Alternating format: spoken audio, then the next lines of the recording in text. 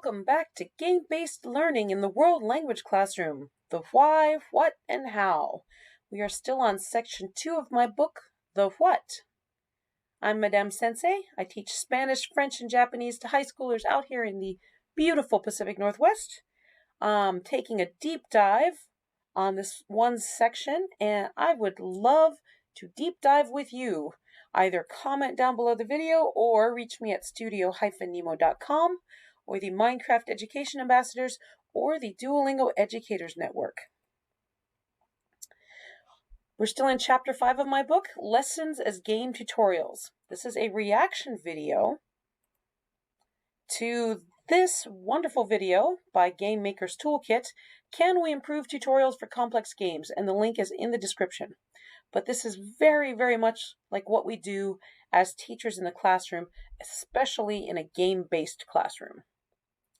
So Mark Brown's fourth core truth, bad tutorials can stop people from actually getting to the fun part of a game. So for us, teachers, this is every parent that we've ever met who said, I studied whatever language in high school and I don't remember any of it. They didn't get to the fun part. This is every student who's ever walked through our door and said, I'm just here to get into college. Teacher in elementary school tried to teach us, blah, blah, blah. I could never remember any of the lists of whatever she gave us. I guess I'm just bad at languages. And then you have to spend the next 6 months convincing them that they're not bad at languages. Keeping our lectures short will help us from not getting to the fun part of the game. But also, golly, having a fun game to get to will also keep students more engaged during our sometimes clumsy yet thankfully short lectures. I can't tell you how many times I have really fumbled a lecture, but the game made up for it. Mark Brown's core truth number 5. A tutorial doesn't have to be something that you need to complete all in one go before you get to play the game properly. So he's absolutely right about this. We can nest our activities so that we give a little mini lecture and then a little bit of application and then back to some lecture. So basically what happens is the first activity is highly structured, and then we go back to a mini lecture and we give the student a little more freedom and complexity with the next activity.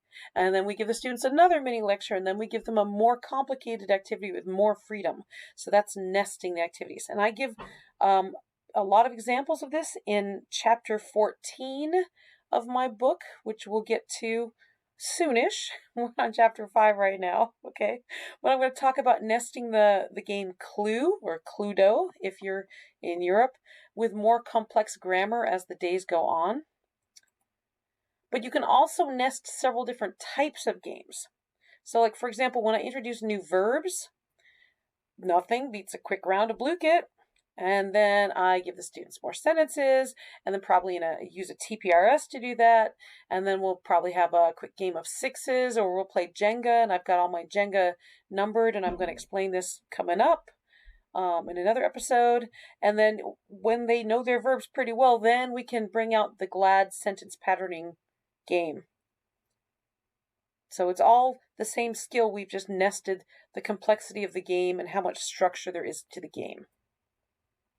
In our next episode, we will finish our deep dive into lessons as game tutorials.